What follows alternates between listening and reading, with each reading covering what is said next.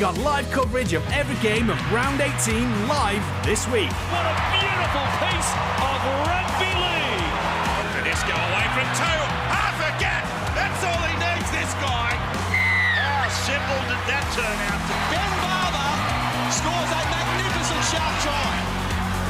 And stand by for a grandstand finish. Game on. The NRL Telstra Premiership. Every game live this week.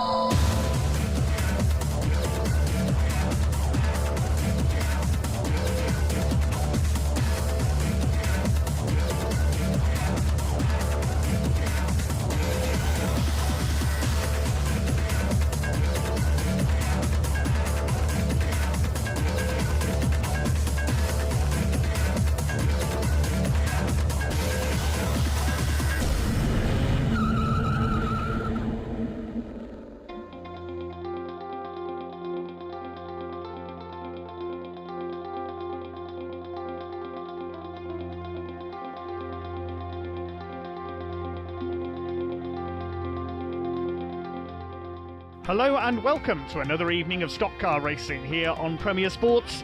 Tonight we've journeyed north of the border to Scotland and the Cowdie race wall for the Brisker Formula 1 Stock Cars Scottish Championship.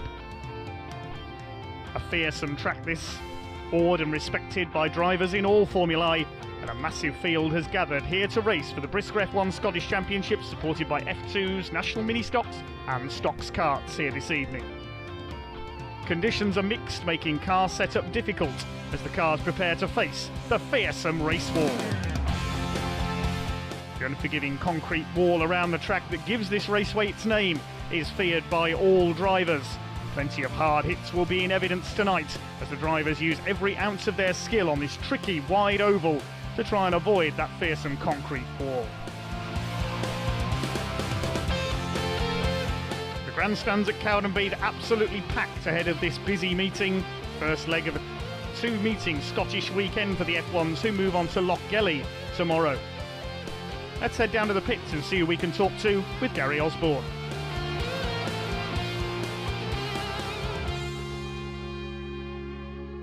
Lee, welcome to Scotland. You had many results around here? Not had too bad of history around here. Got third in the Scottish Championship and I think a few years before with my first meeting here from Blue, and I won the National, so I raced here a few times with the F2 as well. So yeah, not too bad. The wall's brutal, as we all know, but they have altered it, so it seems a little bit more driver friendly. Yeah, still not too driver friendly, but it's the same for everyone. Weather's looking a bit ominous, so like I say, it's the same for everyone, and we'll see what it does on the day. The fans are amazing up here. They love the racing. They'll be here in the thousands tonight.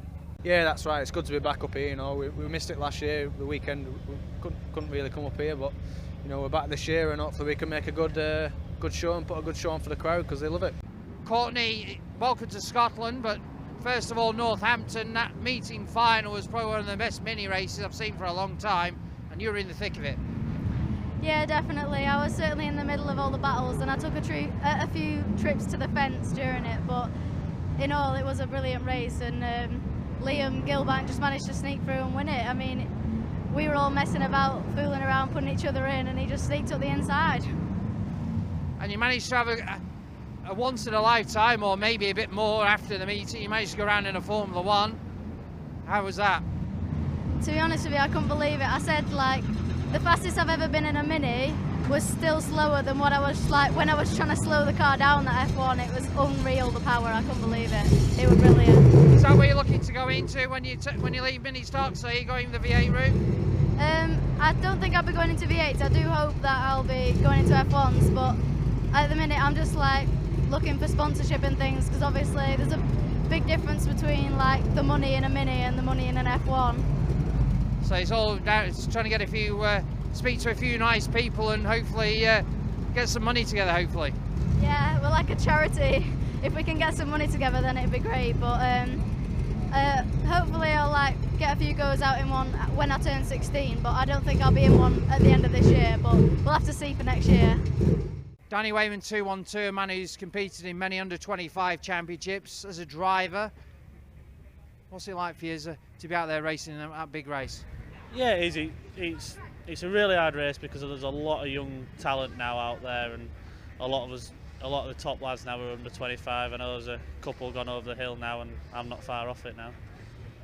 But it's always an amazing race. I've commentated on a couple myself. It's always full on, and people want to win. Yeah, it is a good race. There's a lot of money on a lot of different things, where first to crash and slowest lap, so the money's everywhere. It's not just on the race winner, so it makes it more of a challenge to win money, and race leader every lap gets more money, so it makes it more of a challenge to get to the front early to lead as many laps as possible. And you always enjoy going in that race? Yeah, I do. Yeah, it's been a really well put together championship. I know Dave Leonard and Deborah, they spent a lot of time with the championship, making it a really good one, drumming up sponsorship all year. And last year was probably the biggest prize fund, and luckily me and my nephew took most of that away with us. Well done, Danny. Thank you very much. Frankie, just a quick word here about the under-25 championship. You had your first go in it last year. How did you find it? It was good. Yeah, it is a big race. There's lots of sponsors for the race. It's the last meeting of the year, so everyone wants to win it, and it's just good to be a part of. And you did very well in last year's race, so it was always good to have a go. Yeah, it was good. I got going at the start. I led it for about half the race, and then my uncle came and passed me, and I just followed them round, and I think I ended up getting about 7th-ish, so it was a good result. For the drivers, it's a lot of organisational work goes into it, and at the end of the day, it's not a cheap sport to run, so any help is always advantageous. Yeah, all sponsorship, any money or tyres, whatever people want to put towards the race is all helping all drivers. And all the drivers are thankful for it, because at the end of the day, without this help, it's something they wouldn't have. Yeah, there's a lot of white tops and yellow tops who get, like, for example, if they're 5th on lap 3, they could just get a tyre for it, and you don't really know what you've got until the end of the meeting, so it's good. Thanks very much for speaking, Frank, about it, and good luck. Thank you. We've got you three guys together to talk about the under-25 championship. Joe, we'll start with you. You've had a bit of success. You've took some money away from it. It's always well organised. Yeah, but then these Shale boys come on and then beat me. I don't know how that happens, but they managed to. But no, it's a good thing, and to get somebody interested would be good. Bradley, moving on to you. You've only just come into Bristol Formula 1 to be allowed to be involved in something like this against a lot of young blood in the sport. It's always a cracking race. Yeah, it was a brilliant race last year at Birmingham. It was my first under-25s race. It didn't quite go to plan, but we still got some money from it for different reasons. And it was, a lot of the top drivers are now under-25 still, your championship winners and Red Roof, so it provides a really good race across the board.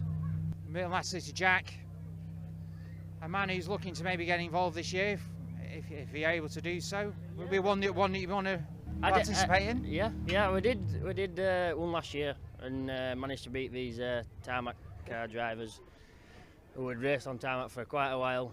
That's me. He's getting out. You know, I've just got a little crappy shale car, but yeah, enjoyed it. It was something different. First time on tarmac, just managed to just keep it clean for once. Thanks very much, guys. Hopefully we'll speak to you again at the under-25s when it hopefully gets run. Hopefully, best of luck. Thank you.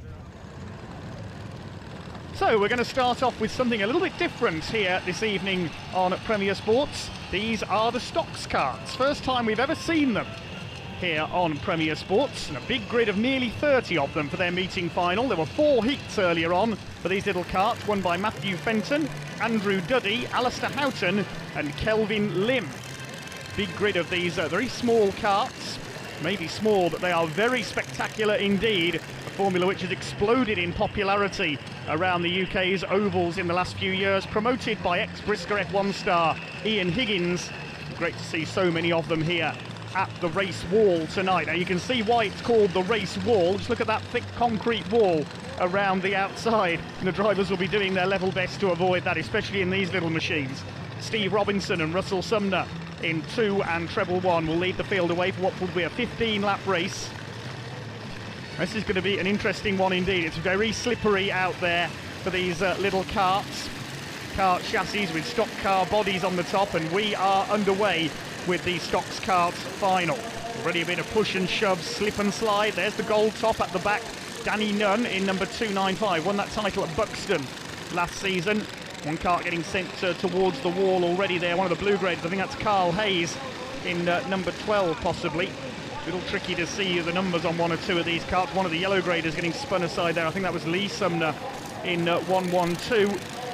Plenty of push and shove already, and Robinson's gone as they come down the home straight. 818 Richard Howarth gets through there, the ex-Rebels racer, and Russell Sumner gets deposited towards the race wall as well in treble one. It is so slippery out there in these early stages. The driver's finding it pretty difficult, but there's proof that you can go 4 wide around the turns here at the race wall. Taking up the lead is 212 of Matthew Fenton, scored a win in Heat 1 earlier on this afternoon. They slide their way off turn 4. Also in there we've got the number 47. That's one of the Faultless family, that's James Faultless. And 27, Chris Butcher, the former gold top, goes spinning there and gets caught up with one of the yellow graders, bounces back out into the pack. They're going everywhere. Oh dear, on turns 3 and 4 there. So plenty of mayhem, and 257 has flown through. That's Kelvin Lim up into second place in the 257 kart, chasing down Matthew Fenton in 212. Third behind them is James Faultless. Then we've got Richard Howarth and a couple of blue graders next in the order. It is a little tricky to see the numbers on one or two of these karts, so I'll apologise in advance if I do make any wrong calls. Kelvin Lim has gone to the front in 257 meanwhile. He's pulling away using the outside line on the turns. You can see everybody there virtually to good effect to avoid the damper inside line. These karts are very tricky to manoeuvre, the steering very sensitive indeed. I've actually driven a couple of these machines at Birmingham Wheels a couple of years ago, and they may be small, but they are not easy to drive, especially in a large pack. And wallop straight in, there goes Richard Howarth in 818, courtesy of one of the blue tops. Well, they slide their way through there, and Kelvin Lim's had a moment as well in 257. He's dropped back, so Matthew Fenton has got the lead back in number 212, the yellow grader. It's his first season in stocks cars this year. There he is, leading the way ahead of James Faultless. And one of the blue graders, Adrian Blackwell, I think that is, in 767, the ex-Brisker F2 racer, is up there in third. Kelvin Lim in 257, the erstwhile leader, is down to fifth. Behind him, Alistair Houghton, the 16-year-old, in 471, as one of the blue tops there gets taken to the wall. I think that might be Ryan Jones in number 22, the former Rebels Racing gold top. 112 there, Lee Sumner, he got spun out early on, he's being lapped. Kelvin Lim really is fighting back. He can find grip seemingly where no one else can. Look, he's flying up the inside there into turn 1. He's going to take second. He's going to take James Faultless into the race wall. 471 Alistair Houghton is in there as well, the former junior stocks kart star. This formula has its own junior class as well. A senior driver and a junior can share the same kart at the same meeting. As somebody spins to a halt there, I think that's Billy Higgins in the 229 that's gone out. And now Kelvin Lim has got the leader in his sights. 212, Matthew Fenton is under fire as they come round turns 1 and 2. Tries to get the bumper in, but Fenton holding him off. Only a youngster, Matthew Fenton, his first season in the sport in the Danny Wayneman lookalike machine, but he loses the lead there as the bumper goes in from 257. Kelvin Lim, he takes up the lead. Blackwell is there in third place, then Alistair Houghton, and then it's Carl Nunn in 265, the brother of Danny Nunn, the gold top, who's a bit further back down the field. Now Blackwell gets taken to the race wall by the 471 of Alistair Houghton. Kelvin Lim lapping Sarah Royal in 313. One of a few ladies who compete in this division over the years. Start Marshall signals them through.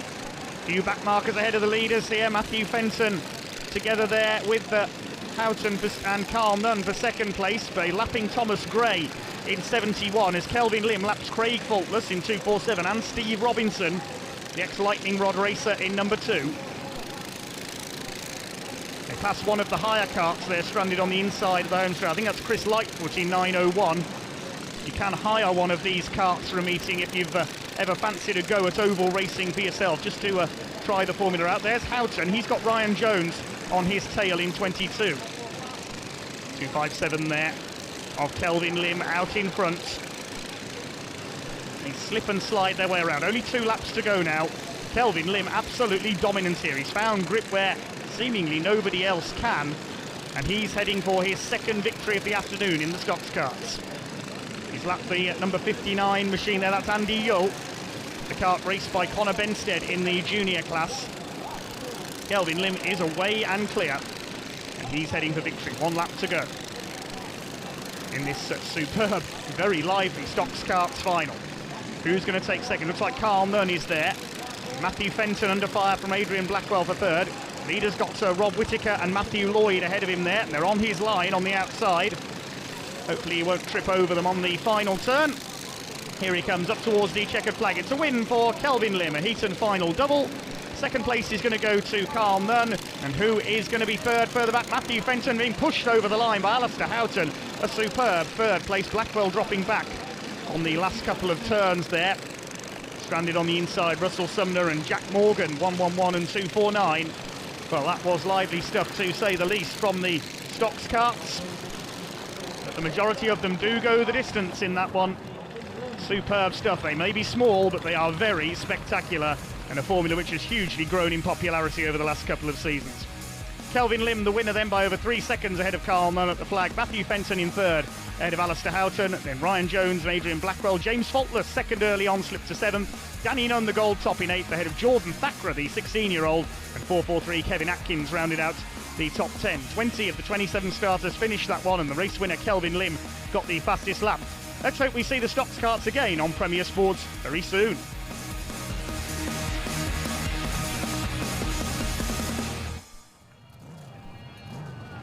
So congratulations to our top 3 in our stocks carts final. Matthew Fenton on the right there, Carl Nunn, and race winner Kelvin Lim, checkered flag in hand.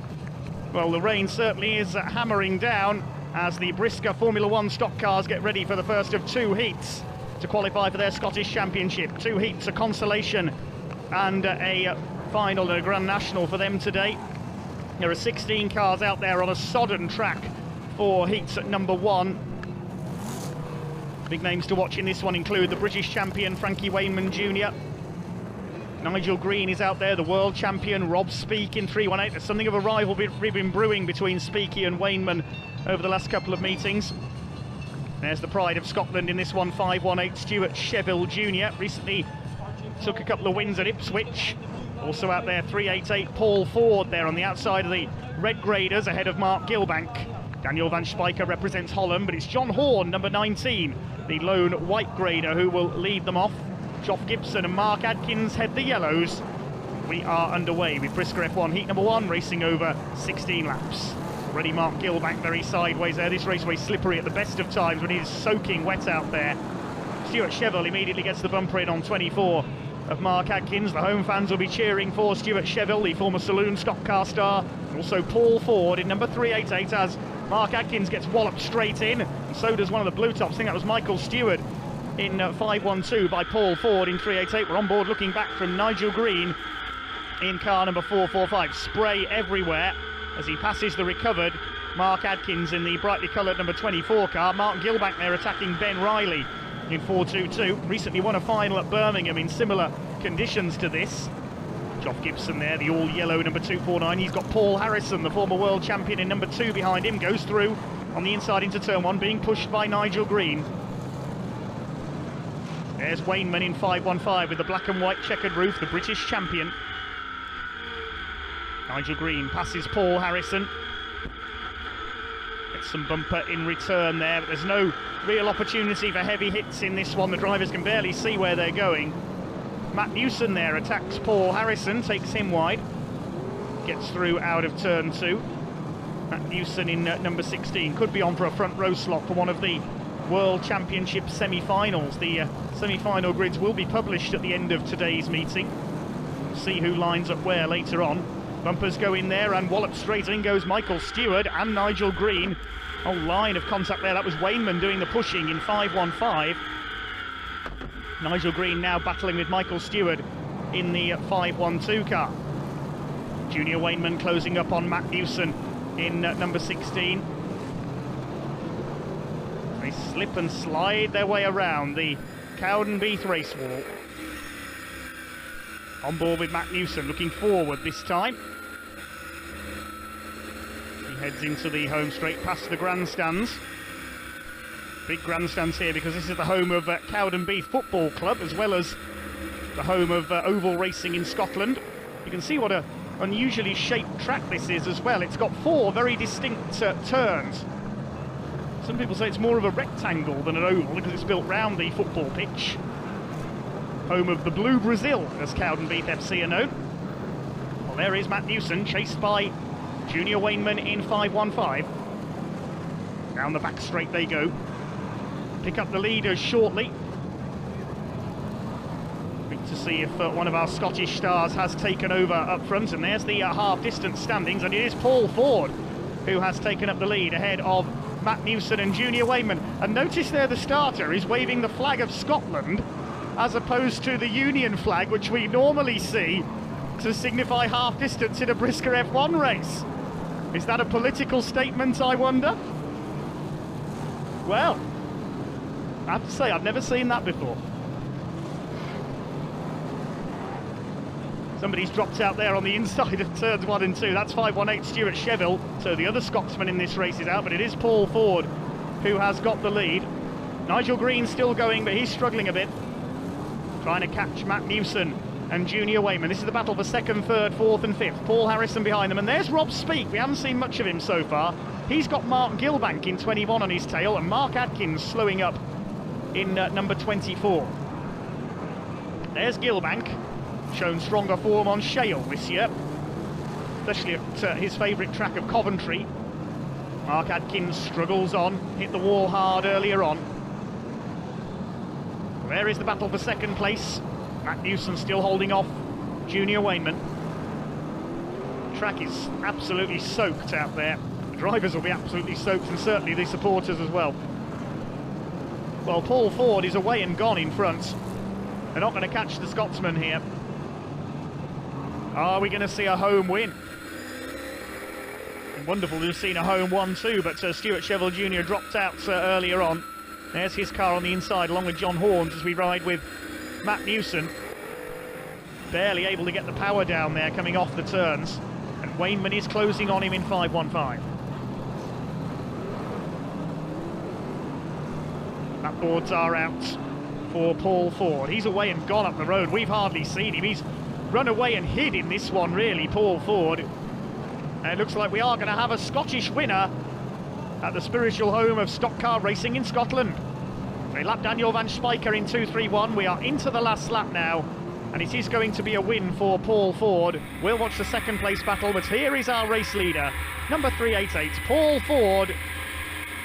Scotland, the brave, certainly wins out in this one. A brave drive in these very wet conditions for Paul Ford. He wins it ahead of Matt Newson, who just holds off Junior Wainman. And it looks like Nigel Green did manage to get through for 4th place. Yes, he holds on ahead of Paul Harrison. Behind them, Daniel van Spijker a lap down. Further back in 6th, Rob Speak ahead of Gilbank and the rest of them. Let's confirm the official results of that one then. And Paul Ford, the winner by a massive margin of over 4.5 seconds ahead of Matt Newson. Frankie Wainman Jr. 3rd ahead of Nigel Green. Then Paul Harrison and Rob Speak. Mark Gilbank in 7th, just ahead of Ben Riley. Luke Davidson and Michael Stewart rounding out the top 10. 14 of the 16 starters finished that one. The unlucky ones, John Horn and Stuart Sheville Jr. And it was race winner Paul Ford who got the fastest lap. So a Scottish winner here in Scotland. Let's head down and talk to him with Gary Osborne.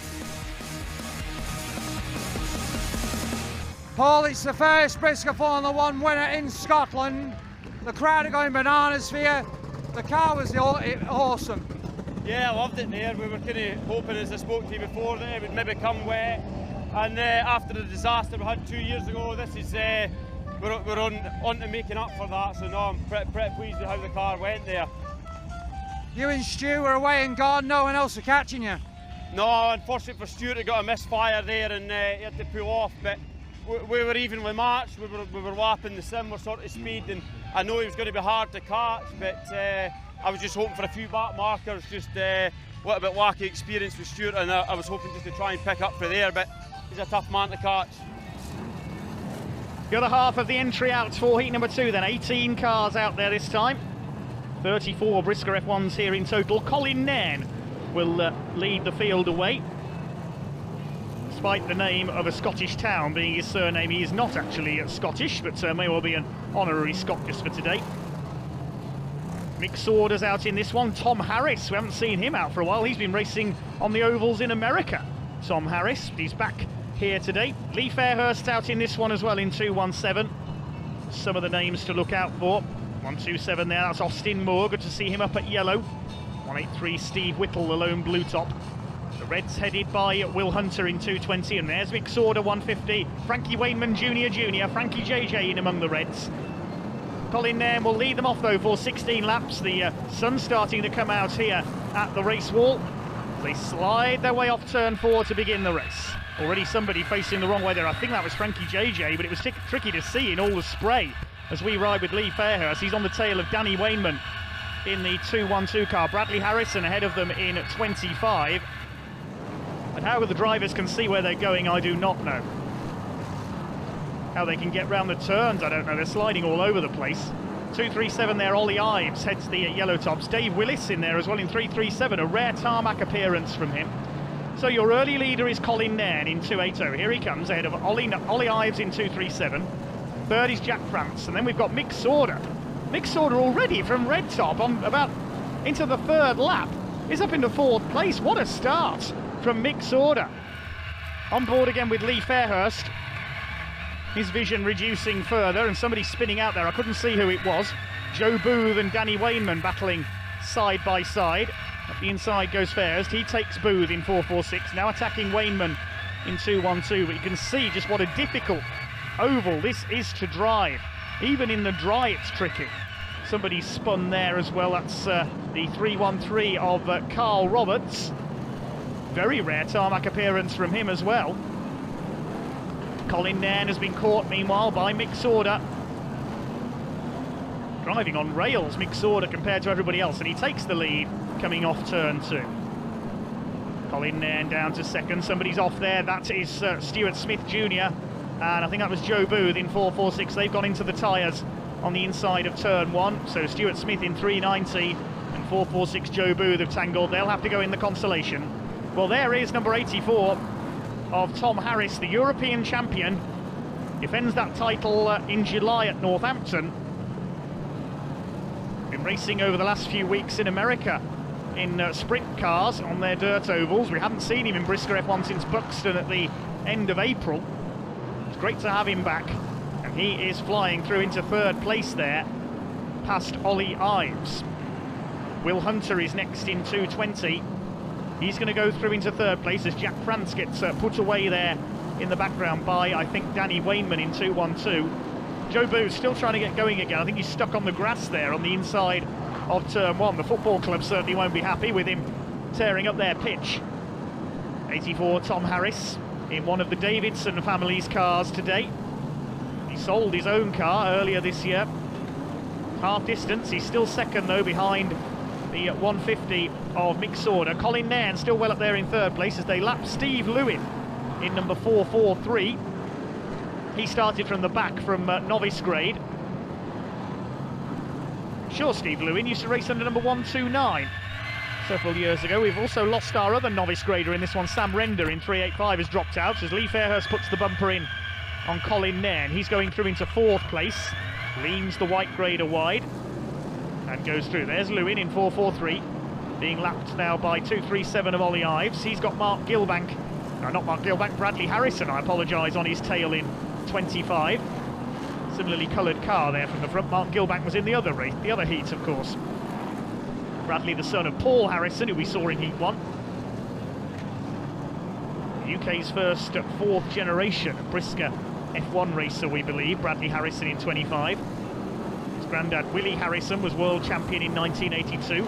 Great-granddad Wilf Harrison raced at the dawn of the sport in the 50s. Well, here is Mick Saunders. He's a 2nd generation racer. His dad, Dick Saunders, raced Brisker F1 in days gone by. And of course, Mick's son, Charlie, now a star in the national mini stocks. See those out later on. Charlie, just as hard-hitting as his dad. Mick Saunders away and clear in this one.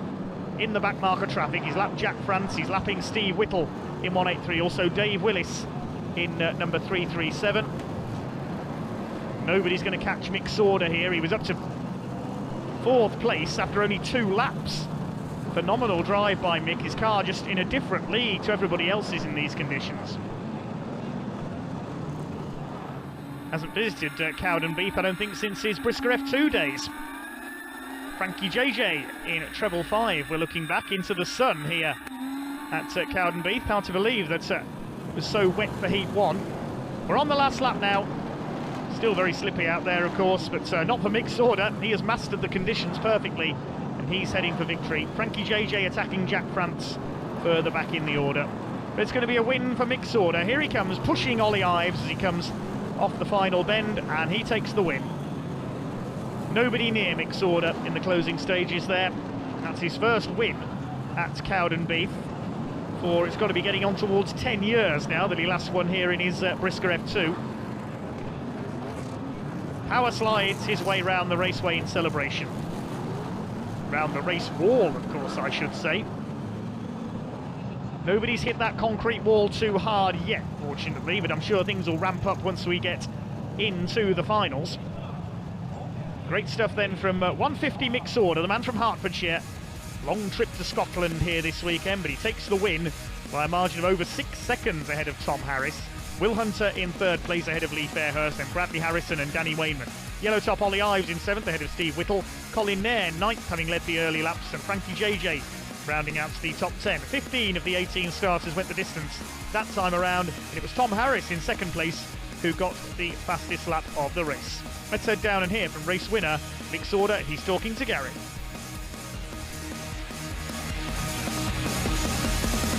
So Mick, 2 wins in a week. It's getting a habit. Yeah, got to be a habit really. It's coming here September. I don't really pick up to about 6 months before the end of the season. It's 6 months before the end of the season, so I'm here to win. That's what I've done now. So the car seemed really good. You got away? Yeah, we've had a lot of help from different teams and people in the pits. I'm not going to mention any names, but they know who they are. So thank you very much for the little bit of advice you've given us. We were just going the wrong way with the car. We've gone completely opposite, the opposite way to what we wanted to do with the car, and it seems to be linking up and going well. It's one in the dry, one in the wet, so I'm really happy. And these fans are absolutely fantastic up at Cowden Beath. I haven't been to Cowden Beath since 2008, and when I went in the fence down there in the semi-final, I think every single Scottish man clapped and cheered. Well, you keep cheering, mate, because I'll keep coming back for it, no problem. Good old Mick Sauder, full of fun as ever. We'll take a short break here on Premier Sports. Join us back in a moment.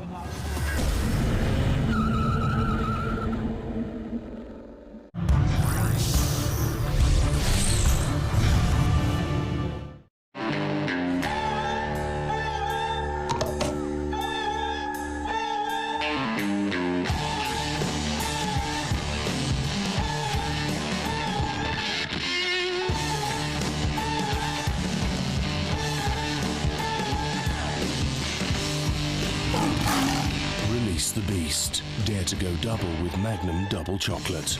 Our most indulgent Magnum.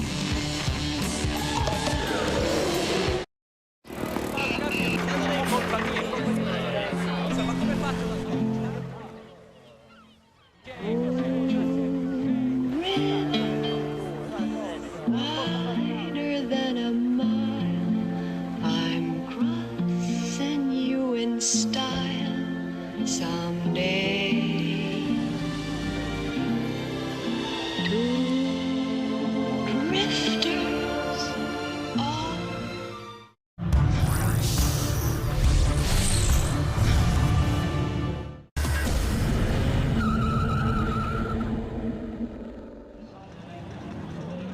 Welcome back to Scotland here on Premier Sports. Hard to believe how wet it was for the opening heat for the F1s earlier on, isn't it? Look at the conditions now as we get ready for the consolation. The race wall circuit has almost completely dried out, and we are ready for the consolation with 19 cars on the grid for the Brisker F1s. Mainly lower graders, as you can see, is often the way in consolations. 268 Richard Woods on the front of the grid. I don't think he took part in a heat earlier on, so he's out for the first time. Higher graders headed round by looks like Luke Davidson there in 464. Yes, Frankie JJ alongside him in 555. Dave Willis and Jack France in among the yellows, but it's Woods and John Horn who will lead Colin Nairn away front of the white tops. Only the top 8 going through from the heat. Oh, Richard Woods has got problems. He's not going to take the start. He's pulled off. A shame for Richard Woods. 16 laps gets underway then on a drying track here at the race wall. Let's see who's going to get through to the final from this one. Well, there's already bumpers going in and walloped straight in. Who was that? That's Carl Roberts in 313. He's been well and truly walloped in the 313 car. Appears to be okay. 555, Frankie JJ, we look back from. He's already making progress past Daniel van Spijker in 231. Austin Moore's gone backwards somewhat as well in 127. Race settling in after those early exchanges. That was a hard hit for 313 Carl Roberts. Your early pace setter is John Horn in number 19. Dave Willis in there in 337. There's 287 of Sean Willis, no relation to Dave. Carl Roberts appears to be okay, still in the car, but he's out of the race. 287 Sean Willis up the inside. Looks like he has taken the lead from John Horn. Oh no, he hasn't already, I apologise. In front is Stuart Cheville in 518 as Mark Adkins gets into a bit of a contretemps there down the home straight with Colin Nairn in 280. He's been walloped into the race wall. Nairn's out of the race. Look back from Frankie JJ in treble 5. So 518, in fact, Stuart Cheville, your leader. Could we have a second Scottish winner? There's Stuart Smith in 390. Moving up the order. Oh, Colin Nairn across the front in there. He's taken out John Horn in 19. Colin Nairn, having hit the wall, had lost his steering there. And he's hit John Horn. They've gone into the tyres halfway down the back straights.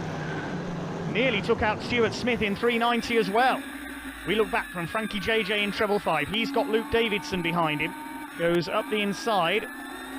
Davidson goes through. They're both in the top 10, looking for qualifying places for the meeting final. They lap Sam Render there in 385. So Cheville out in front.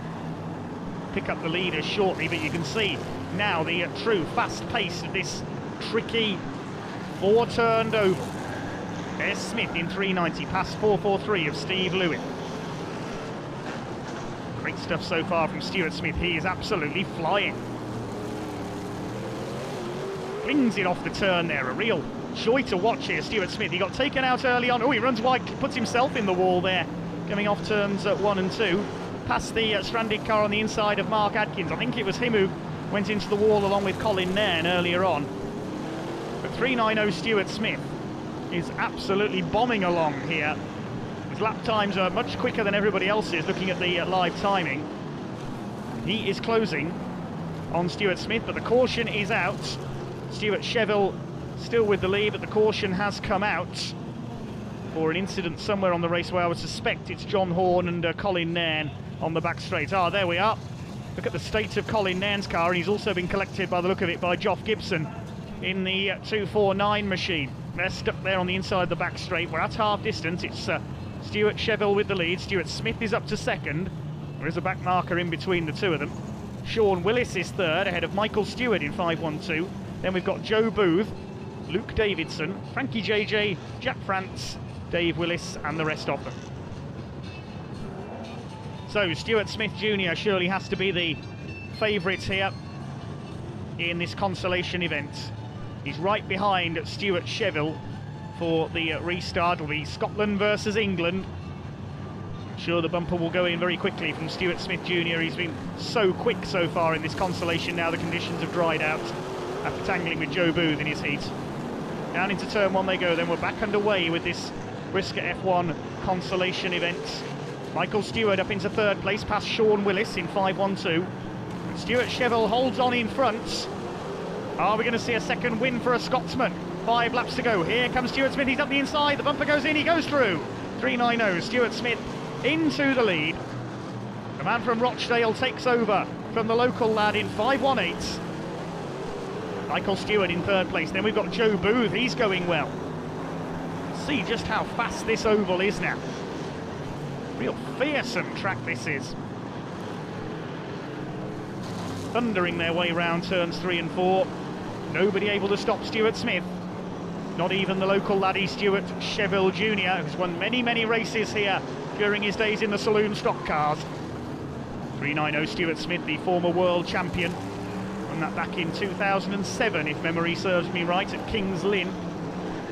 464 Davidson pushing on, trying to take 4th place from Joe Booth. Michael Stewart, the blue grader, up ahead of them. It's Stuart Smith from Stuart Sheville. On the last lap now of this consolation event in complete contrasting conditions from the heats. Smith comes up to lap Austin Moore in 1:27. Goes through on the inside of him as Sean Willis hits the wall there on the last bend. But Stuart Smith has got through to take the win. Ahead of Stuart Sheville Jr., Michael Stewart in third, and bouncing off the wall there, down the home straight, and Joe Booth, that is, spins out and tangles with Luke Davidson after the flag. Well, Joe Booth frantically trying to stay ahead of Luke Davidson there for fourth place. He got crossed up coming out of the final turn, then spun it over the line, but he does take fourth place ahead of Luke Davidson. The win goes to Stuart Smith, though, by 1.3 seconds ahead of Stuart Sheville Jr., Michael Stewart in third, then Booth and Davidson fourth and fifth. Frankie JJ was sixth ahead of Dave Willis, then Jack France, the 4.43 of Richard Dickerson and Austin Moore, rounding out the top 10. Only other finisher was Sam Render in 3.85, and it was Stuart Smith, no surprise, who got the fastest lap in that one. Let's head down and hear from him with Gary.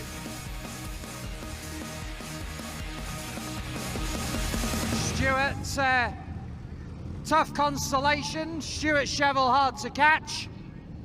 Yeah, I think I was lucky with some yellows there. I didn't have the best of cars. It was half sail for the wet, half sail for the dry, but we've got some terrible damage in the first race, and it just means that really, you know, we just shoved the car together for that, so it's good to get a win. Bit more work to do in the pits before the final? Yeah, definitely. I think it's looking like it's going to be a dry final, so I'll have to change it in from a shale car to a tarmac car. You've had some good results around here in the past, Stuart, so you've got some good results behind you? Yeah, I think it's a track that you have to get stuck into, and you know, make sure that you pass people clean, and that means putting them in the fence here, so it makes for good racing. You need the points to the final, Stuart? Yeah, desperate for points, absolutely desperate for them. So I'm going to have to decide what I'm going to do, whether points race, which isn't like me, or just go out there and enjoy myself. Now we move on to perhaps the most popular formula here at Cowdenbeath Racewall on a regular basis over the years, the Brisker Formula 2s. There are 18 of them out there on track for this meeting final. The heats won by number 17 of Paul Reed and by number 7 Gordon Moody.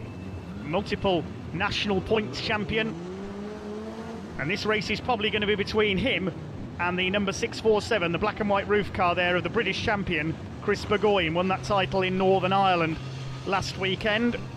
They've won nearly all the finals at Cowdenbeath between them so far this year. It's 3-2-1, lady racer Holly Glenn who leads them off in this one. One of the yellow graders slowing up there already. That's Dave Sinclair in 5.90, and already the bumpers going in from the Brisker F2 as they head into the first turn. Brisker F2 racing enormously popular in Scotland, both here at Cowdenbeath and also up at Crimond in the north, and wallop straight in go a couple of red graders there. That way went in so quick I didn't see who they were. Gordon Moody gets past one of them there, heading down the home straights. We're on board with him, the multiple national points champion. Missed part of last season and lost his silver roof.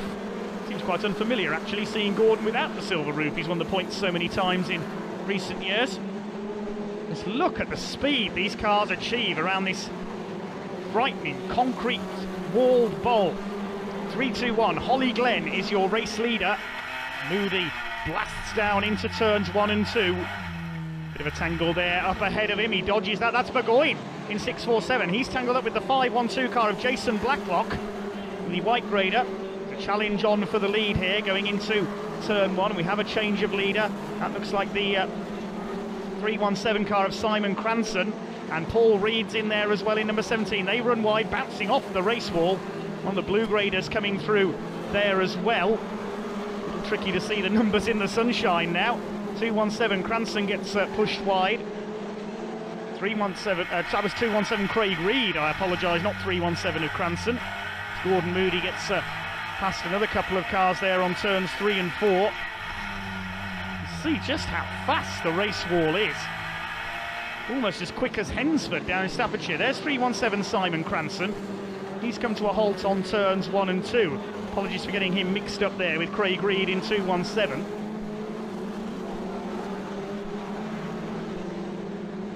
Holly Glenn still running a little further down the order. Chris Burgoyne trying to recover after his little tangle earlier on. There is our camera car, number 7, Gordon Moody, trying to make his way up the order to take the lead, looking for yet another race wall final. He's won so many races at this venue over the years, I've lost count. And he's just gone into the lead of another one, down the inside of number 17 of Paul Reed. The yellow grader down to second. He won the first heat today. Blue grader Mark Dews from the northeast of England there in 178 in third. Used to race Legends cars.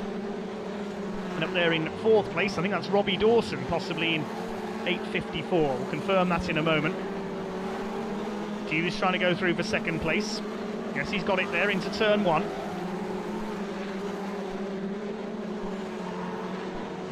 No catching Gordon Moody here in number 7. Once again, his main rival in trouble early on in this race, Chris Burgoyne, although he has raced back up into 5th position there, behind the number 41 of Dennis Midler, the Scottish champion. Wee Dennis the Menace, as he's known.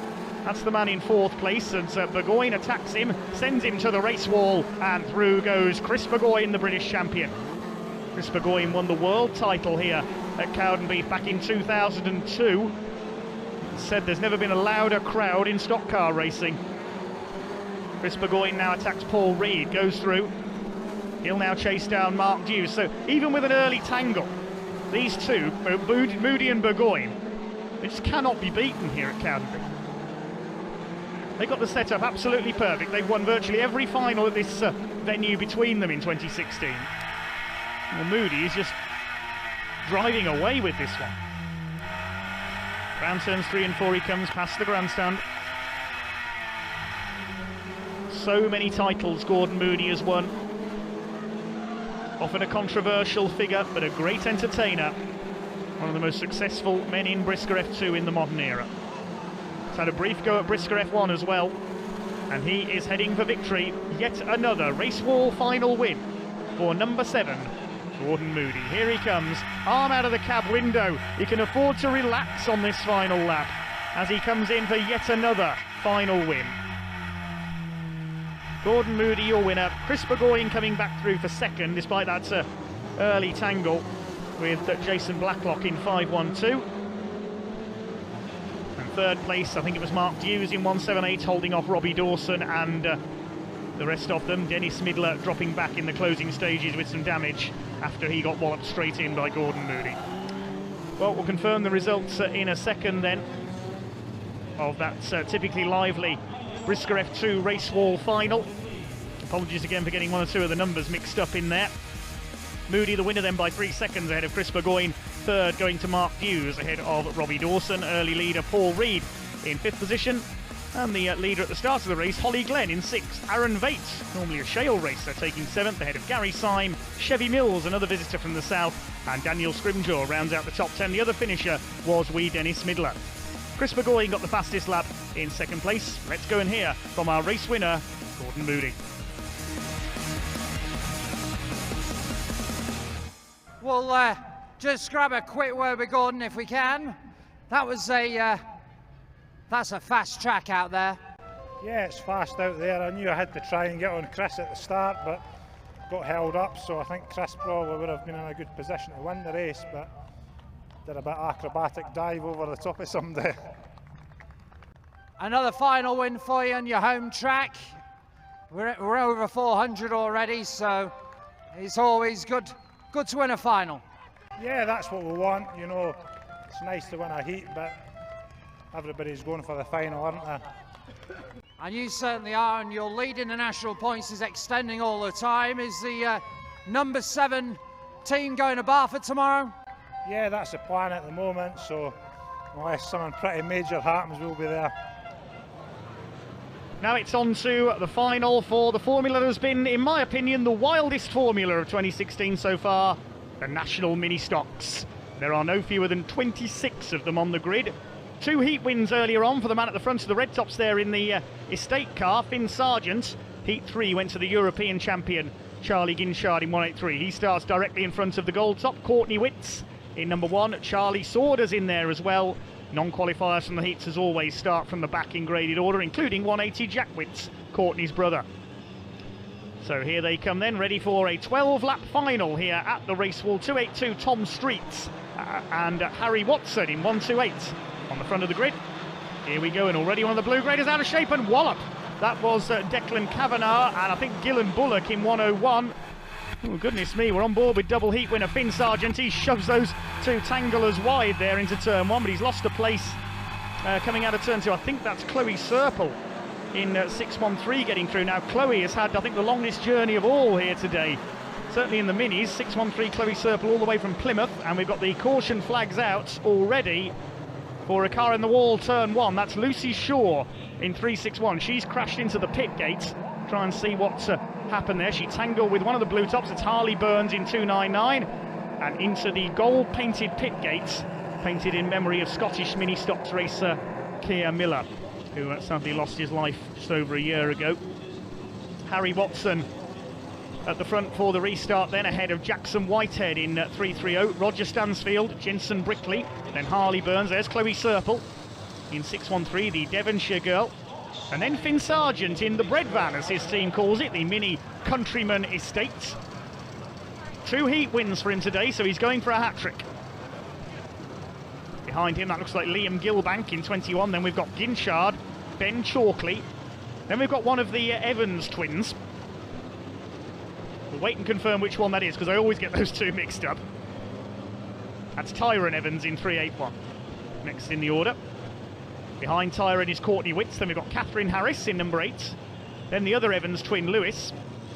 And then Declan Kavanagh ahead of Charlie Sauter. So those are your leading runners in this mini stocks final, getting ready for a restart. Harry Watson in number 128. It is who has got the lead. Can the white grader hang on in front?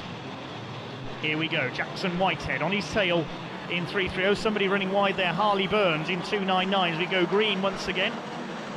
That tangle there, Gillan Bullock again getting caught up with Kaylee Cannell in 204. That's the ex-Cammy Durrell car. And Roger Stansfield's been spun out there on turn 2 in the 53 car. Chloe Serple battling it out with Liam Gilbank. He's going well in the 21. Side by side further back, Jensen Brickley and Finn Sargent. And a change for the lead up the inside there was Jackson Whitehead. Finn Sargent has been walloped wide coming out of turn 2. I think that was Tyrone Evans getting the bumper in 381. There's Gilbank fighting with Jackson Whitehead. Round goes Harry Watson in 128. Is anybody hit him? Bang! Number 8, Catherine Harris, head on into Harry Watson. Let's hope everybody's okay there. We're going to go caution once again. Damage to Harry Watson's machine there. It was a big impact with Catherine Harris. And Jackson Whitehead was under attack from Liam Gilbank in there, but Watson spun out. Contact with one of the red graders further back. I think that was Chloe Serple, and then wallop. Catherine Harris left with nowhere to go, but straight into the front of Harry Watson head on. Courtney Witts nearly got caught up there as well. Harley Burns also crashing in. Big impact there for Harry Watson in 128. Let's hope he's okay. Well, I can tell you Harry Watson has climbed out unhurt, and it is Liam Gilbank who is up front for the restart ahead of Charlie Ginchard. Jackson Whitehead has gone down to 3rd. Oh, and Finn Sargent's out of the race, so there'll be no hat-trick for the 798 car today. Also means no onboard camera for us for the rest of our race. There's Kaylee Cannell in 204 ahead of Jack Witts in 180. Catherine Harris still going in number 8 ahead of Lewis Taylor in 598. It's Liam Gilbank, the son of Mark, Risker F1 number 21 up front.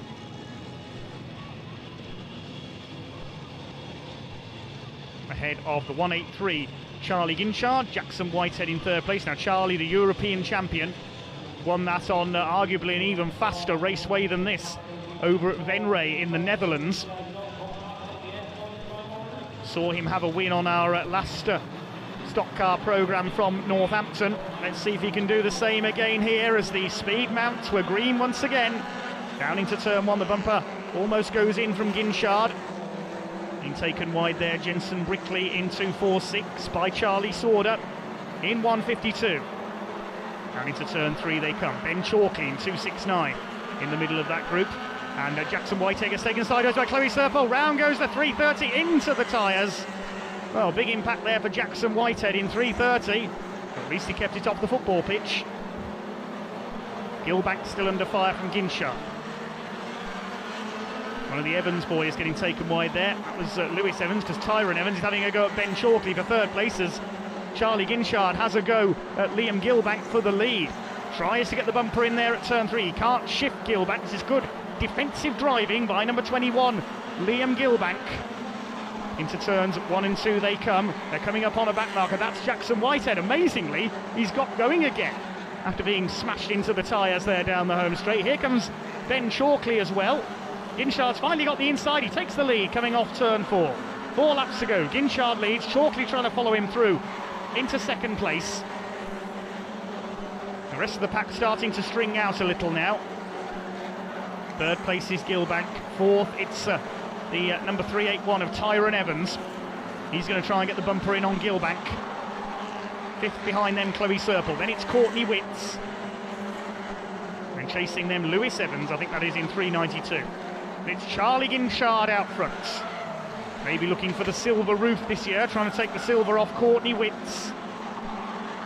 Ben Chalkley going well in second place in 269. We saw him take a final win at Hensford earlier this season. Loves his big, fast, open tracks, clearly. Lapping the 198 of James Benson there. So going a lap down Noah Medway in 251.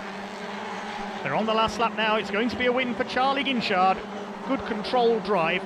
Liam Gilbank's fighting back as well, trying to retake second. He's got Evans on his tail. There's going to be a win for Ginchard. Takes the checkered flag. Who's going to be second? Oh, Evans gets spun into the race wall as they cross the line by Gilbank. Now, who took third? I think Evans got there. Sideways ahead of Gilbank. We'll confirm the rest of the result in a moment. Ben Chalkley got second. A typical cracking last bend there and last home straight from the mini stocks. Charlie Ginchard it is who takes the win ahead of Ben Chalkley by just under a second. Tyrone Evans in third ahead of Liam Gilbank. Chloe Serple in fifth. Then Courtney Witts sixth ahead of Lewis Evans. Jensen Brickley, Charlie Sauder and Kai Lindsay from the very back of the grid taking 10th place. 17 of the 26 starters finished that one. It was race winner Charlie Ginchard who got the fastest lap. Let's head down to the pits with Gary and talk to our race winner Charlie Ginchard.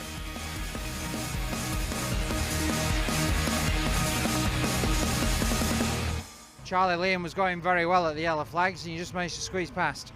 Yeah, it was. I wanted to have a clean race as I've been warned last week for apparently aggressive driving, but we just take that on our shoulders and yeah, we just want to treat everybody fairly. So yeah, just had a very good race with him and I thought yeah, it was hard, very, very hard to get past. Start of all 2 days up here in Scotland, it's good to take the final. Well yeah, it makes the trip already worthwhile really, winning the final at Cowdenbeath when I was 12. I didn't really do any good here because I was 12 and I just got bullied because I wasn't a stock car driver then. I think I progressed to be a stock car driver and yeah, it's been a lot better. Congratulations on your win, Logelli, tomorrow. You had a look at the track yet? Yeah, I raced there when I was 12. I've done all right there with a wreck car. It's a very smooth track, very posh for a stock car track, but yeah, we'll just see how it goes. Good luck. Thank you. Well, next up here at Cowdenbeath, it's the final, the Scottish Championship for the Brisker Formula Ones. That's coming up after the break.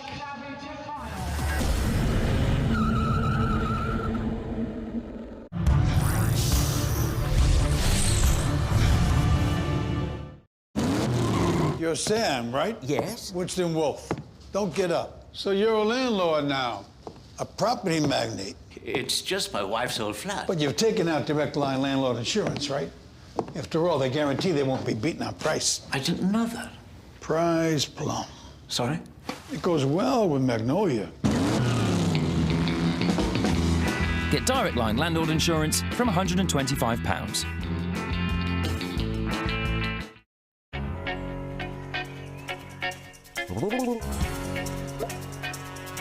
Surf Sensations, with fragrances crafted from an exclusive blend of perfume oils.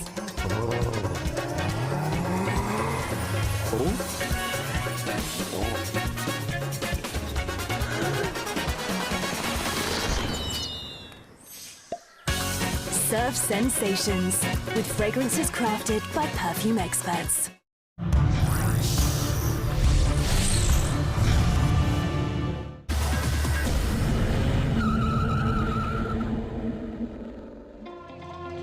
So it is now time for the main event here at the Cowdenbeath Race Wall, the 2016 Brisker Formula One Stock Cars Scottish Championship. The drivers out on parade. Frankie JJ there in treble 5. 318 the world champion, Rob Speak. 464 Luke Davidson is there behind 212 of Danny Wayman. All these men will be title favourites. 183 there, Steve Whittle heads out onto track, the blue grader. He's done well to qualify in. Ours will be gridded up. There are a total of 25 drivers who will be taking part in what's going to be a very hard-hitting Scottish Championship. Nigel Green carrying our onboard camera for this one. A very proud occasion. Even the sun has come out for it after the rain we had earlier on. Who's going to be the Scottish champion then? There is the pride of Scotland in this one, 518 Stuart Sheville Jr. along with Paul Ford in 388. They carry home pride. And there is 515 Frankie Wayman Jr. Perhaps many people's favourite for this one. He's followed by Ben Riley in number 422. Becomes something of a wet weather specialist this season. Will Hunter leading the grid around behind the course car. They'll be pulled into line then on the grid, ready for the command, as the drivers know it. There's Tom Harris in car 84. Jack France on the front of the grid in 216 with 127. Austin Moore starting alongside him. Dave Willis behind him, and Ollie Ives in 237. Almost ready then for the biggest oval race in Scotland perhaps this season, certainly for Brisker F1s. Their Scottish Championship here at the Cowdenbeath Race Wall. Now time for the most famous words in motorsports. Gentlemen, are you ready? Start your engines! The 600 horsepower V8s fire into life, and 20 laps will be coming our way. The Brisker Formula One Stock Cars Championship of Scotland 2016. Jack France and Austin Moore lead them off. Dave Willis, Ollie Ives, Stuart Sheville Jr. Could we see a home winner of the Scottish Championship? Steve Whittle and Ben Riley head the Blues along with Michael Stewart in 512. The crowd will be in full voice in this one. Full voice for Stuart Sheville Jr., full voice for Paul Ford, and all the many supporters and teams who have made the long journey up from England and in some cases beyond. We've got the Netherlands team, Daniel van Spijker here as well. Problem there for Joe Booth in 446. He starts alongside Luke Davidson. There's Paul Ford behind them in 388. So a last minute hitch here for Joe Booth in 446. This looks like he's now okay. The tension mounts here at the race wall. Some call it the scariest short oval in Britain. Mixed order there in 150. 84 of Tom Harris, 390 Stuart Smith. We saw how well they went in the heats and the consolation.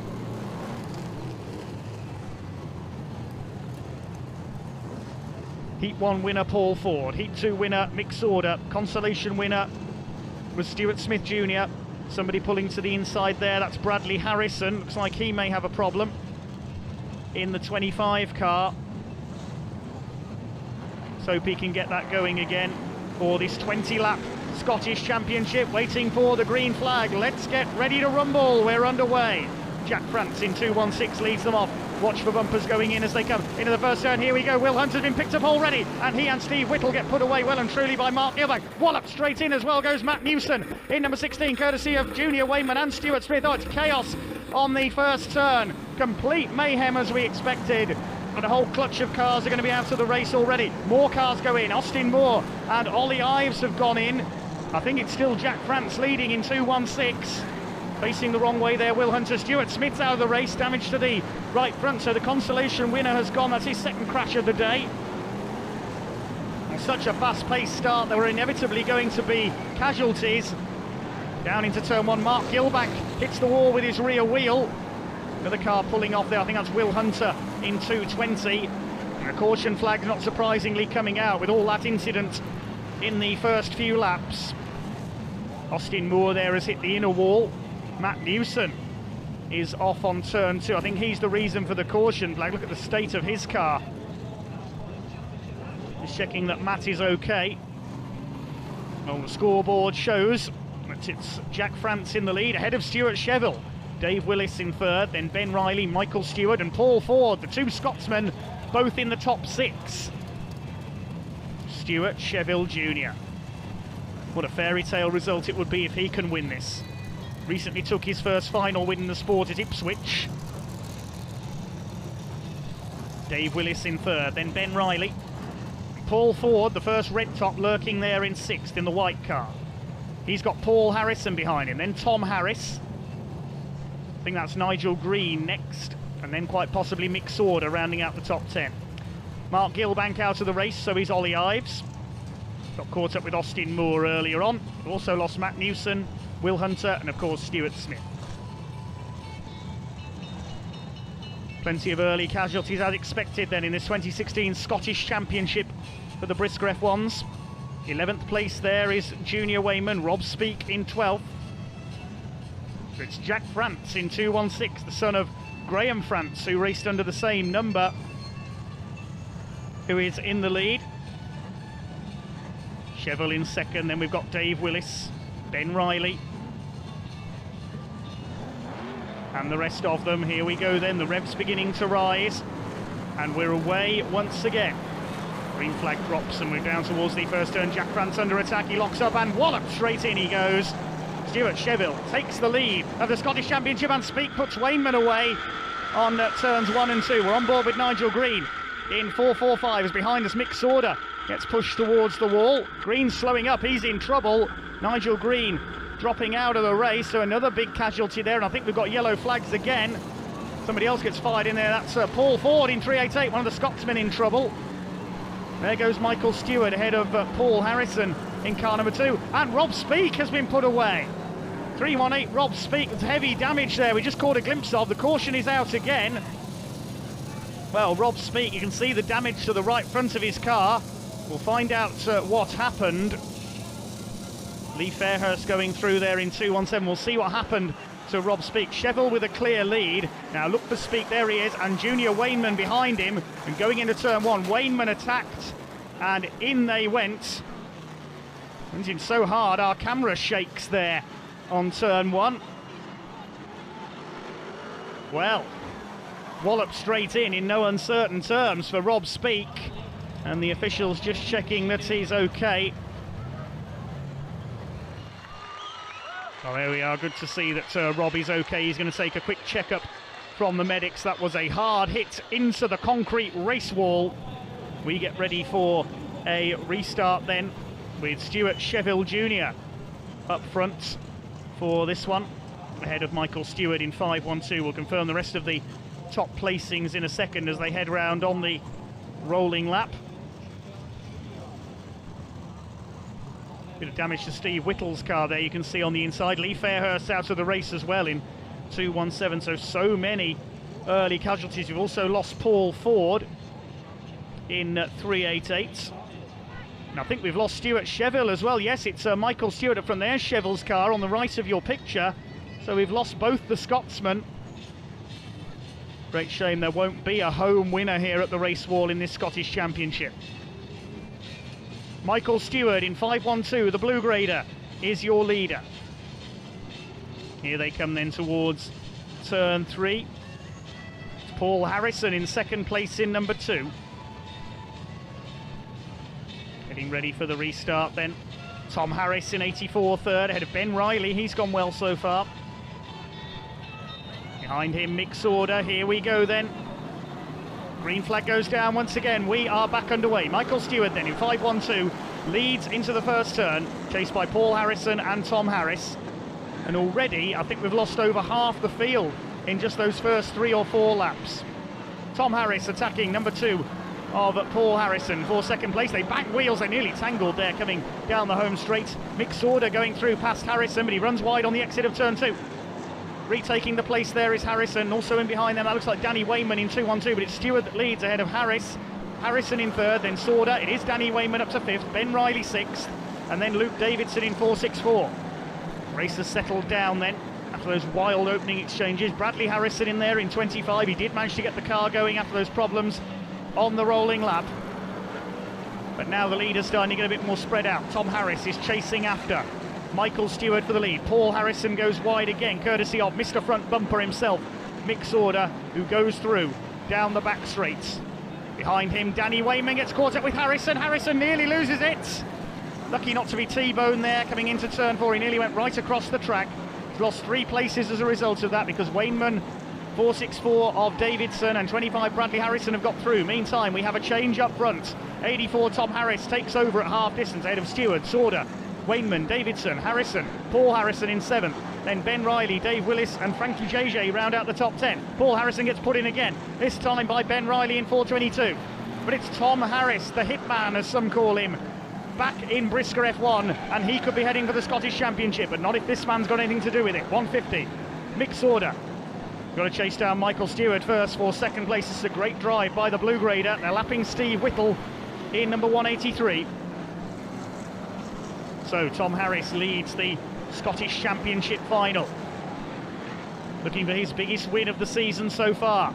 He defends the European title in a few weeks' time at Northampton. He's been racing in America as well. He competed with some success in the Chili Bowl event in the winter in Tulsa, Oklahoma, the indoor midget car event. Mick Sorder now up into second place ahead of Michael Stewart. It's Tom Harris out in front, a man who's been spreading the gospel of Brisker F1 in the United States of late. Can Mick Sorder catch him? Looks like a problem there for Danny Wayman. I think he's got a puncture. He's slowing up. 5 laps to go for Tom Harris. He's lapped Frankie JJ in treble 5. There's Luke Davidson being chased by Bradley Harrison. There are not many cars left out there at all. I'd say only about a dozen left now. Sorder still second ahead of Stewart, but they're not going to catch Tom Harris. He's a quarter of a lap ahead now. Seen some big winning margins already today. There goes Harris. There is Sorder. Stewart in third. He's being caught by Luke Davidson. Ben Riley still battling with Paul Harrison. These two having a real hammer and tongs fight further back for 5th position. Behind them, Bradley Harrison, Paul's son. He's got a puncture as well. So they could be awards given. They may well be awards given out just for finishing here. There is Danny Wayman's car. 3 tyres on his wagon.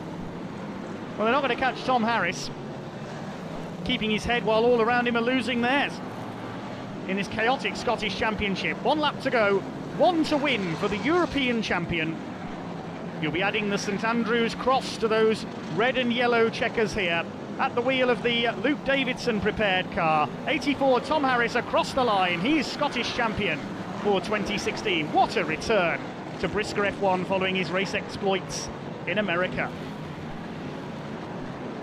Carrying the name of Aspire on the back of the car, the spinal injuries charity. Congratulations, Tom Harris, your 2016 Scottish champion. I wonder if the Scottish Saltire clashes with red and yellow checkers. We'll see on Tom's roof soon. He takes the win. Full results as follows then. The win going to Tom Harris by 2.5 seconds ahead of Mick Sorder. Michael Stewart in third ahead of Luke Davidson. Ben Riley topping his fight with Paul Harrison for 5th. Then Dave Willis. Bradley Harrison finishing with a puncture in 8th. Then Frankie JJ and Steve Whittle rounding out the top 10. The only other finisher being Danny Wayman. 11 finishes out of 25 starters. Typical race wall mayhem. It was Paul Harrison, meanwhile, who got the fastest lap in that one. Let's go and hear with from our new Scottish champion, Tom Harris. Please put your hands together to come round on the victory lap. Your winner, 84, Tom Harris. In second place, 150 Mick Sorder. And third, 512, Michael Stewart. Tom, that was an incredibly hard stock car race. Yeah, that's right. I could have done without the yellows. We was losing a lot of water the second time, and we got a break, and Rubber just actually waved me past down here. He got damage on his car, so you know, it was the stoppage. It was losing water as it was sat there. As soon as we got rolling again, the temperature come back down. So yeah, we was lucky with that one. Many thanks to Jamie and the team for lending you the car. When did you actually finish it? Yeah, huge thanks to Jamie. You know, if it wasn't for Jamie, I wouldn't be racing. I've sold all my stuff and I've got priorities elsewhere, and you know, that man does a lot for the sport, a lot for myself, and without him we wouldn't be here. Him and Cecil this week have sorted that car out. You know, I haven't got any wheels and tyres. They've basically given me a car to use, you know, spares, wreck it, whichever, you know, he's a diamond. Couldn't do it without him. A huge thanks to Jamie. Yeah, massive thanks to Jamie, and a massive thanks to Cecil, Jamie Lee as well, for not minding the late nights at the garage, but yeah, especially Jamie, you know, he deserves that. Congratulations, mate, well done. Thank you very much. Well done indeed to Tom Harris. There is still one race to go here at the race wall, the F1 Grand National, which will see our new champion start from the lap handicap. 18 survivors out there for this one. Stu Sheville Jr. has got the 518 car back out alongside Ollie Ives there, the two yellow tops, two blues, Steve Whittle and Ben Riley. He's had a good day. Look at the size of that group of Reds and Superstars. Mick Sauder at the front of the Reds along with Joe Booth in the 446 car. Then we got treble 5 of Frankie JJ, Bradley Harrison in 25, Paul Harrison in number 2, father and son together. Matt Newson heads the Superstars ahead of Stuart Smith. Also in there, Lee Fairhurst, Danny Wainman, Junior Wainman in 515, and that looks like Richard Woods in 268 electing to start from the back. John Horn and Colin Nairn will lead the field away. Fair play to both of them for repairing after their tangle in the consolation down the back straights. Here we go then with our final race of the night. The Grand National gets underway, and it's John Horn in number 19 who leads them off into the first turn. Colin Nairn a bit slow away there, under fire from Stuart Sheville as Steve Whittle gets taken wide. Also in there, Matt Newson, he's done well to repair in the 16 car. On board with Lee Fairhurst. Moving up onto the back of Paul Harrison again, running wide. It's still pretty slick out there. We've got yellow flags already, though. I think, there's a marker tyre. Well, half a marker tyre in the middle of the track. It's almost like a speed bump, doesn't it, in the middle of the home straight? Marshals move it back into position. Must have taken some work to cut that in half. So once the tyre has been moved back into position, we are ready for the restart. Fair play to all the marshals there.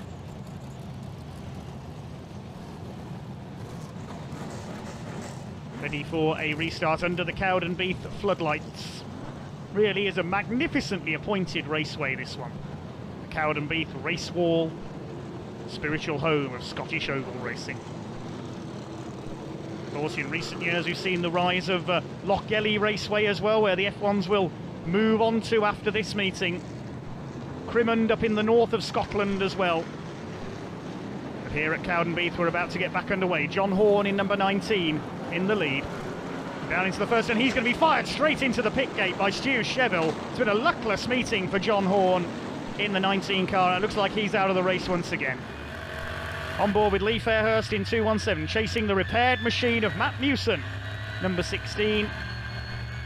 Down the home straight, Matt hits the wall, bang, in goes the bumper from Fairhurst.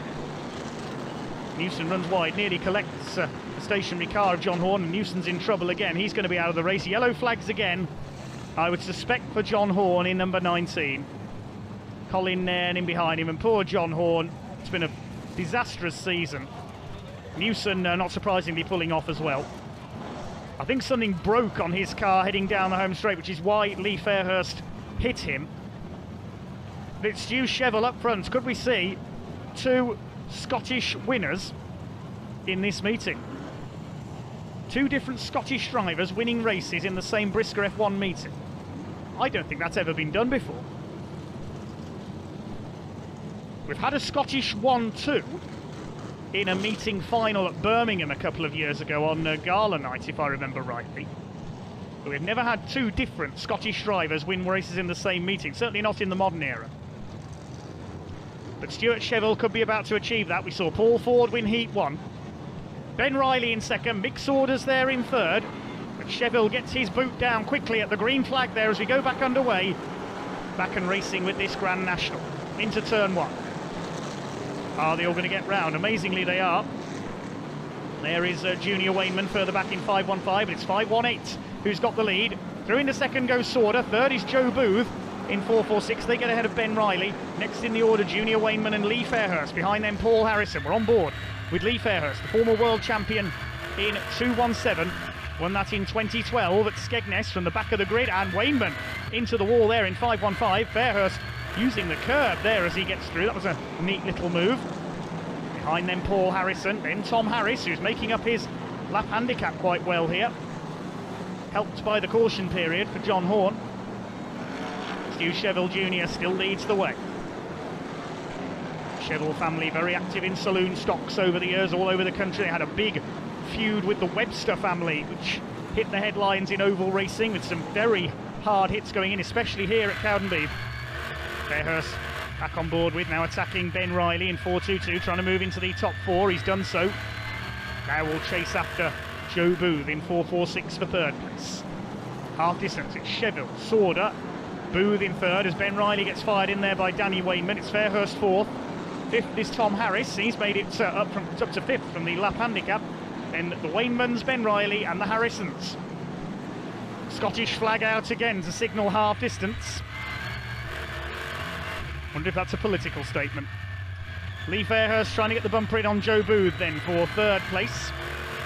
Down into turn 3, he can line him up here. Just gets the bumper in a tap and he's going through. Such a controlled drive by Lee Fairhurst, but he's now got to catch the two leaders, Stu Cheville Jr. and Mick Sauder, and Cheville leading by the length of a straight. This is a mighty drive by the local man. Fairhurst now third ahead of Booth, and Harris up to fifth place, and he's closing on Booth from the lap handicap. This is a brilliant drive by Tom Harris in 84. He is certainly back well and truly. The Scottish champion attacking Joe Booth. He goes through on turn 4 up into fourth place. 4 laps to go. 518 Stu Cheville Jr. We're about to have another win for Scotland. The crowd in the grandstand is going to be in full voice here. Fairhurst chasing Ollie Ives now to lap him. They go down into turn 1. He is starting to close on Mick Sauder as well for second, but I think he's going to run out of laps to catch Mick.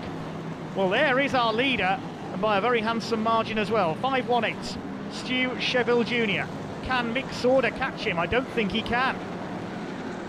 Well, what a meeting we have seen here at Cowdenbeath tonight. There's Junior Wainman, a quieter race for him this time.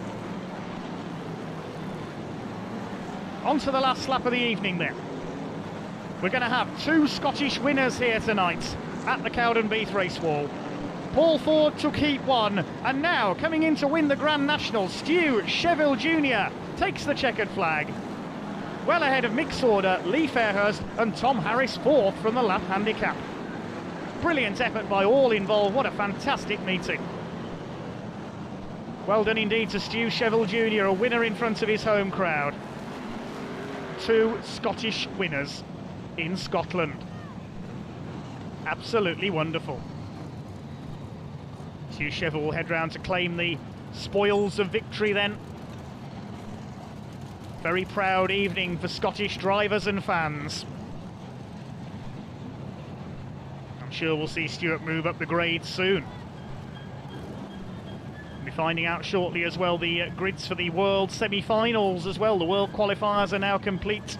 We'll bring you news at the end of the programme on the World semi-finals, but for now we'll check out the results of that Grand National. Cheville Jr. the winner ahead of 2.5 seconds ahead of Mick Sauder. Lee Fairhurst third ahead of Tom Harris from the lap handicap. Frankie Wainman Jr. was fifth ahead of Joe Booth, then Danny Wainman, the Harrisons, son ahead of father, and Ben Riley rounding up the top 10. 14 of the 18 starters went the distance in that one, and it was the race winner who got the fastest lap.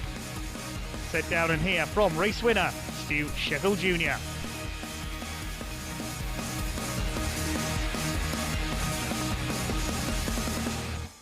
Stuart, you've been nearly there all night. In front of your home fans, you win the Grand National. That's going well. It's starting, just taking time, something new, so we're starting to get the hang of it now. Ipswich last week, heating final. Tonight, Grand National. Tomorrow, Logelli. We'll see what happens. Just need to take it as it comes, but we're starting to enjoy it now, so just stick at it and we'll hopefully get somewhere. Being an ex-saloon stock man, is it totally different racing a Formula 1? It's totally different for a saloon, but with Paul Ford's gave us a big hand and he's basically got us where we are now, so thanks to him. In front of home fans tomorrow, hopefully Paul may be there, may not be there. You'll be flying the flag for Scotland. Just keep it going and see how we end up. From yellow, very quick. We go up next, I think it's next week or next month, so we're back up to blue, so see how we go. Make hay while the sun shines, as they say. That's it, just keep working on it. Congratulations and well done. Thank you. Well, all that remains then at the end of this meeting is to check out, first of all, the point standings, the national points, seeing Frankie Wainman Jr. still with a healthy lead over Matt Newson, over 140 points clear at the top now. Nigel Green still up there in third, and Rob Speak down in fourth. Danny Wainman rounding out the top five ahead of Dan Johnson, who was absent tonight. In the World Qualifiers, Frankie Wainman Jr. finishes top ahead of Matt Newson, Dan Johnson and Danny Wainman next, with again Rob Speak in the top five. The reigning champion in fifth position in the world points. So what about the all-important world semi-finals then? The first of them takes place 31st of July at Sheffield. Matt Newson on pole for that one with Dan Johnson alongside him. Nick Sauder and Rob Speak right behind them though, and Craig Finnegan and Stuart Smith. What a first three rows for the Sheffield semi-final. John Lund on the back row of the grid there as well. At Buxton Raceway, the other semi will see an all-Wainman front row. Junior Wainman and Danny Wainman, Paul Harrison and Lee Fairhurst behind them. Then Nigel Green and Tom Harris rounding out the top six. Certainly going to be an awesome pair of semi-finals. But that's about all we've got time for here at the Cowdenbeath Racewall tonight. Thanks for watching. See you soon.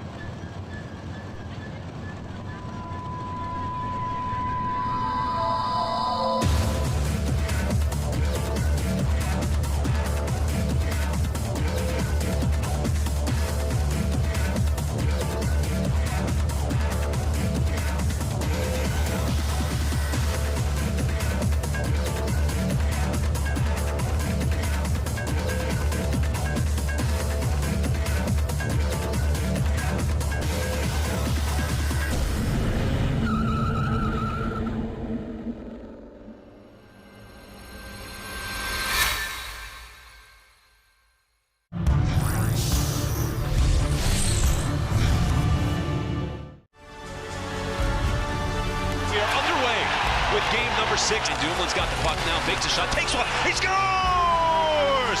Now we'll take the one-timer, he scores! Pittsburgh gets it right back! Rister blocked by Crosby, tapped to the middle, Hornquist right there, has the red line, up to the blue, shoots, he scores! Patrick Hornquist into the empty net. They spill over the boards, and the Pittsburgh Penguins are the Stanley Cup champions! Lord Stanley is coming back to the Burgh!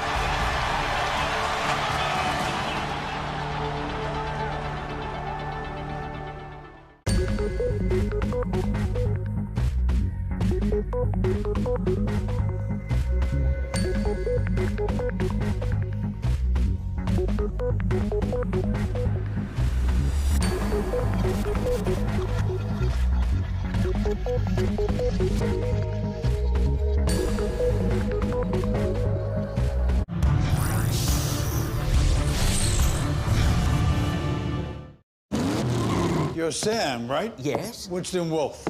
Don't get up. So you're a landlord now, a property magnate. It's just my wife's old flat. But you've taken out direct line landlord insurance, right?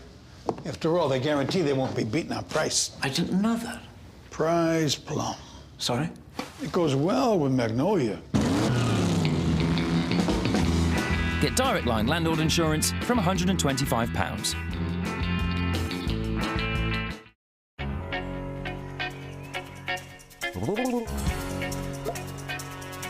Surf Sensations, with fragrances crafted from an exclusive blend of perfume oils.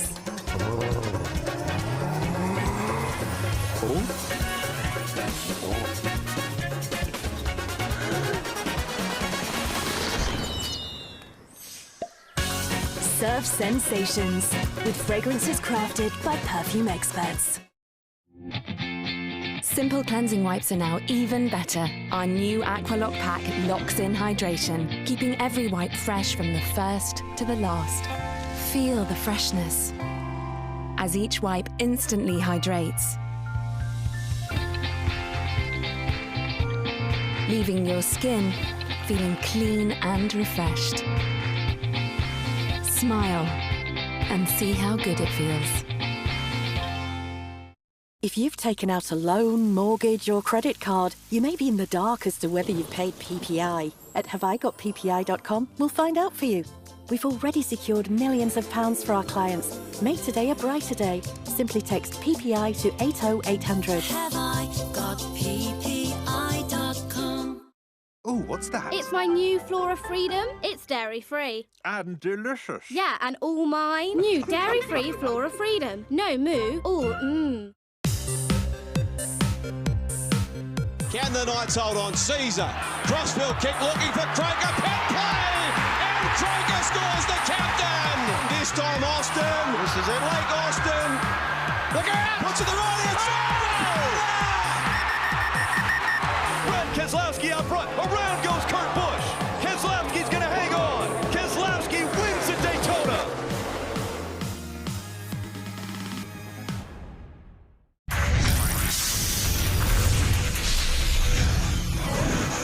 Yeah, cheers, was well done to Manly, their much needed win. Now, tonight on the show, we're going to talk State of Origin, particularly New South Wales selections.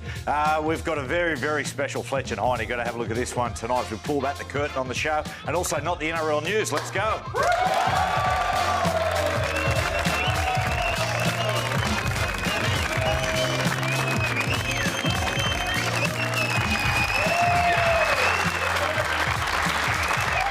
Yeah, welcome to Monday nights, everyone. Hope you're doing well. I hope you've had a good weekend. Now, of course, now, gentlemen, the federal elections over the weekend, and my spies tell me Fletcher out voting on Saturday night. Saturday night, yeah. Yeah. Yep. Yeah. Who'd you vote for? The Sex Party. So you voted for the Sex Party? Oh, sorry, you said vote? Yeah. I thought you said what I did Saturday night. No. No, ALP, mate. I'm a Labor man. ALP, no problem. Well, ALP is for me. Still in the balance, yeah. Yeah. Well. Now, look, stay tuned at the back end of the show. Jamie Rogers got a special giveaway with the tab. Stick around for that. But, boys, before we go back to Brookvale Oval, individual performance or team performance of the weekend, what was the best? Oh, well, the team performance has to be the Melbourne Storm. The way they were cold and clinical against Brisbane the other night, it was absolutely outstanding. I think Cooper Cronk's kicking game, Vunivalu on the wing, brilliant. Yeah, I'd have to say probably Mitchell Pearce. Yeah. You know, his effort. You know, I thought he played very, very well for the Chooks. He looked like a different player, you know. What are you looking at? No. That thing on his arm? What is that? I had a mole cut out. Oh, did you? Yeah, get your skin checked, everyone. Anything to worry about? Yeah. No, hopefully not. Okay. So, yeah. Braither call. Anyway, nonetheless, Sex Party. That's all right. So let's go back to Brookie Oval, and we're going to speak to one of the stars of tonight, who's had a massive day, Jake Trbojevic. I tell you what, mate, that was a much-needed win, but I just want to congratulate you. Added to the Blues squad. Well done. What a great feeling, huh? Yeah, thanks, Matty. Obviously, a great honour for myself and my brother. It's going to be a great experience this week, but just firstly, it was a great win here at Brookie. A lot of fans turned out, and I think the boys played really well. So, you know, we were due for a win. It's great to get one, yeah. As you said, your brother Tom as well, named in the as development players for the Blues. But your dad, you know, you come from a real sporting family, and your dad's one of the proudest blokes on the northern beaches. What did your dad, Big John, what did Big John say when he found out you blokes were named? Yeah, he was obviously pretty stoked. My dad and my mum, they were obviously really proud of me and Tom, and my younger brothers, Luke and Ben, they were pretty stoked too. So it's just going to be a great week for us, like, you know, learning off the senior players there and the coaching staff, and we're really looking forward to it. Jake, it's Fletch here, mate. Congratulations on your selection. Mate, I always ask this about Manly players. Is Trent Barrett the best-looking coach you've ever had? Like, be honest. Definitely, I reckon. Definitely. Yeah, I'm with you. Because Gordon says Gus, but I'm... No, his dad's definitely got the looks, yeah. Yeah.